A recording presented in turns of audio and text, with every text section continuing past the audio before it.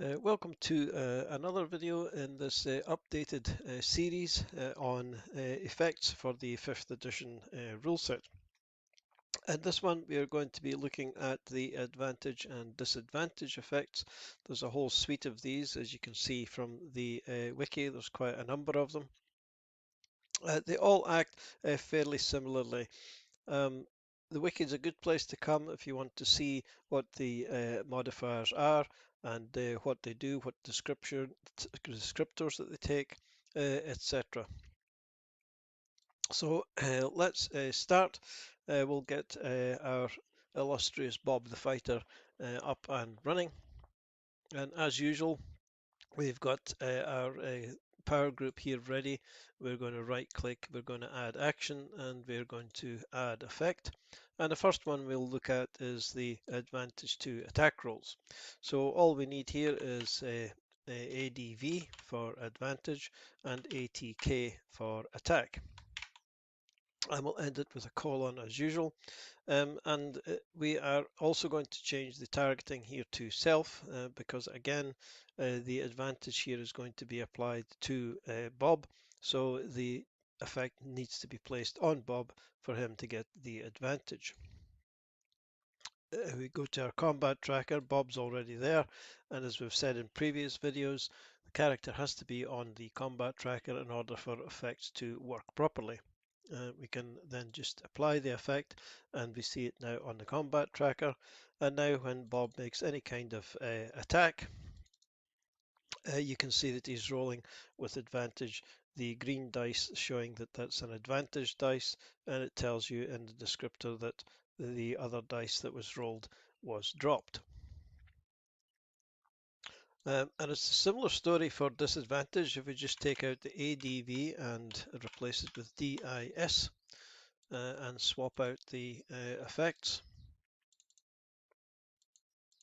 then Bob's going to get disadvantage whenever he makes an attack roll. And you can see the red dice is the disadvantage dice, and it tells you what the other dice was that was dropped. Now, similarly to the attack modifier that we saw before, we can limit the advantage or disadvantage to certain types of attack. So let's put in our advantage again. We'll put in our colon, and this time we will limit the advantage to just melee attacks. So we can put the melee after the colon. None of these, by the way, will take any kind of number or dice string or anything like that. It's not needed because you either have advantage or you don't. You can't have a bit of advantage or a bit of a disadvantage. So advantage attack melee. Swap those out, and now when Bob makes a battle axe attack, which is a melee attack, he gets advantage, but when he uses his heavy crossbow, which is a ranged attack, then he doesn't get any advantage. And that would be exactly the same for disadvantage as well. You can have instead of ADV, you would just have DIS, and then it would be melee as usual. And also we can limit this to just melee opportunity attacks by adding the opportunity descriptor into here. Very similar to the first video where we discussed attack in some detail. We can limit to just opportunity attacks. So if we place this back on, and if Bob now makes a battle axe or a crossbow, he's not going to get any advantage, but if we hold down shift whilst we do a battle axe attack to simulate the opportunity, then Bob's getting the advantage because we've told Fantasy Grounds this is an opportunity attack, and because it's also a melee attack, he's going to get the advantage for that. But even whilst we hold down shift for his crossbow, it tells us again that it's an opportunity attack, but because it's not a melee attack, then he doesn't get advantage. And of course, we can swap out the melee for ranged if we wanted to give him advantage on his crossbow, but not on his battle axe. So that's advantage to attacks and disadvantage to attacks. So let's have a look at saving throws now. So we're going to take this back and it's a advantage save, and we'll just put the colon in here as well. We'll swap out these effects. And advantage save on its own, as you've probably guessed, will give the character advantage on all saving throws. No restrictions, every saving throw gets advantage. But if we wanted to limit the advantage to just, let's say, strength saving throws, then we just put in the ability that we want to restrict the advantage to, all in lowercase. We can also add in more if we add a comma, and then we put in another ability such as dexterity. Then we are limiting the advantage here to strength and dexterity saving throws. If we swap these out, go to our main tab and make a saving throw for strength, we're getting advantage. Uh, Dexterity, we're getting advantage, but we're not getting the advantage for any of the other saving throws. And it's of course just exactly the same for disadvantage. We just take out the ADV, replace it with DIS, and if we swap out these now, and our character is now getting disadvantage on strength and dexterity saving throws, but none of the other saving throws are affected.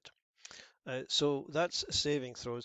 You can also have advantage and disadvantage on concentration saves, but I think we'll cover concentration in a separate video, so I'll leave that for that video. Now it's a very, very similar situation for advantage and disadvantage to checks. If we remove this here and we'll put in a ADV and it's check, so it's CHK, and then our colon, and we'll just leave the strength and dexterity in there. And if we swap these out now, then our character is now getting advantage and disadvantage on certain checks, strength, dexterity. And because initiative is a dexterity check, we're also getting advantage on our initiative checks. And if we go to any strength-based skill, for example, acrobatics, or a dexterity-based skill, for example, sleight of hand, then we're getting advantage on those skills as well, but we're not going to get it on, say, investigation, which is an intelligence check.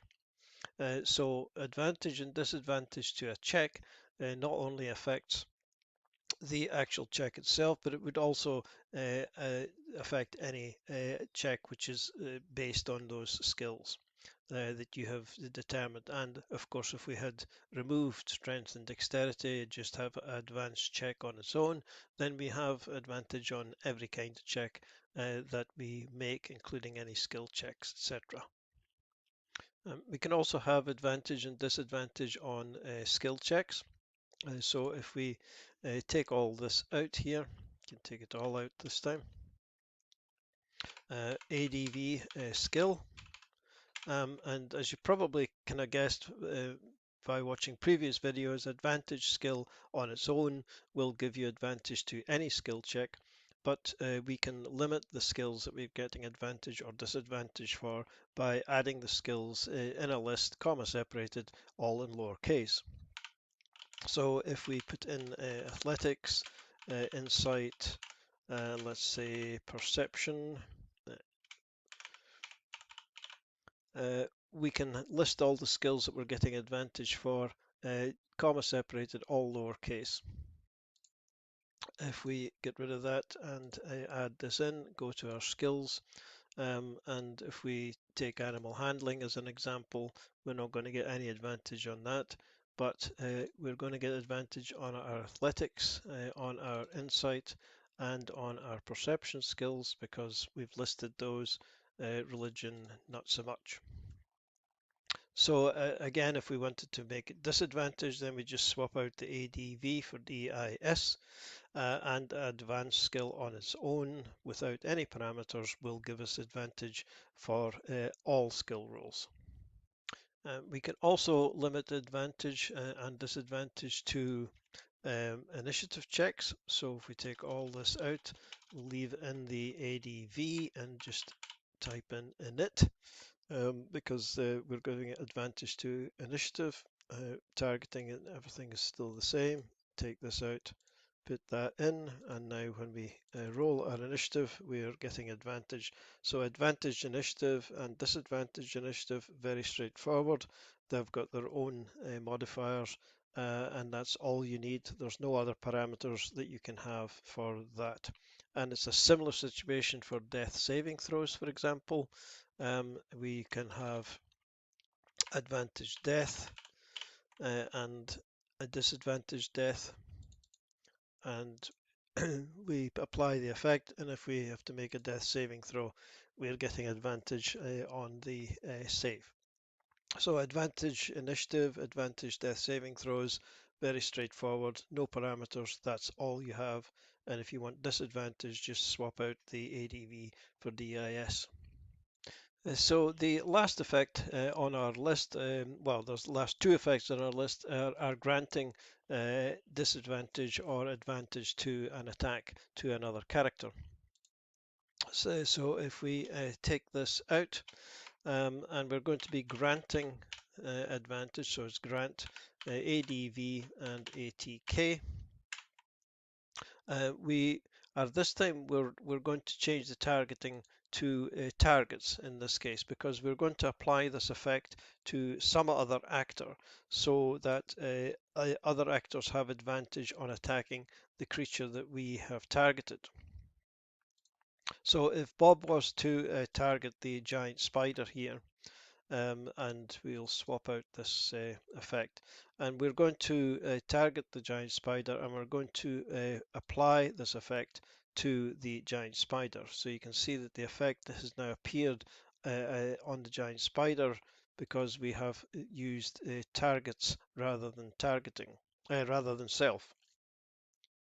And so when any actor now attacks the giant spider, they will do so using, or they'll get advantage to do so. So even if Bob himself attacks the giant spider, he's going to get advantage.